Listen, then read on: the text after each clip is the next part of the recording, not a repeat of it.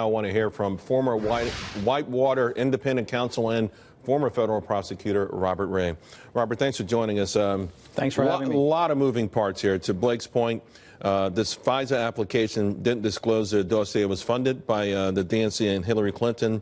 It still was working, of course, for the U.S. We still don't know necessarily who, and also the idea that it cited a Yahoo News article, which subsequently was sourced by Steele himself to get this warrant. I mean, it begs the question, just the FISA court itself and the sort of mystery that shrouds it, and certainly takes away all credibility, doesn't it?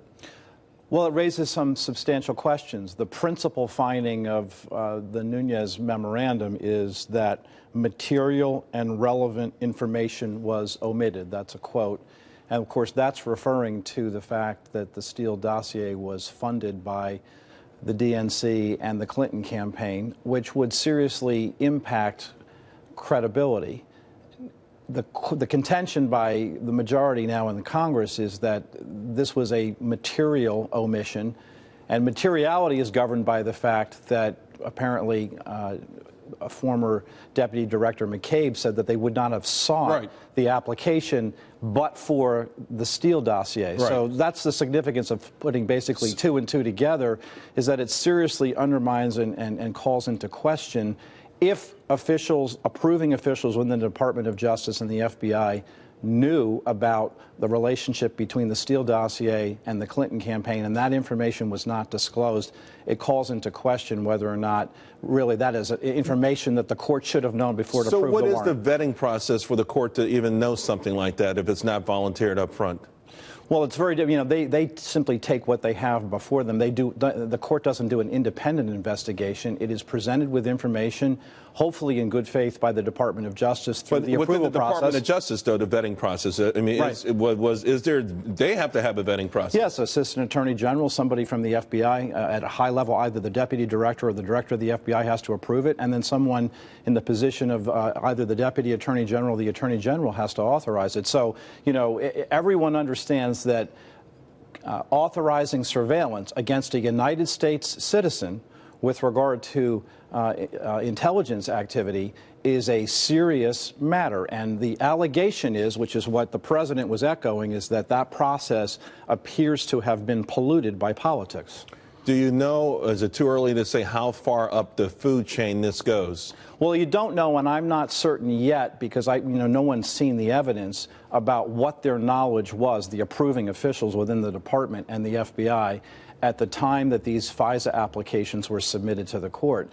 I mean, there's a case from the Supreme Court that was decided 40 years ago that deals with this basic, area of the law, and that's called Franks versus Delaware. And it deals with questions about, just like this, situations in which law enforcement submits material or omits Robert,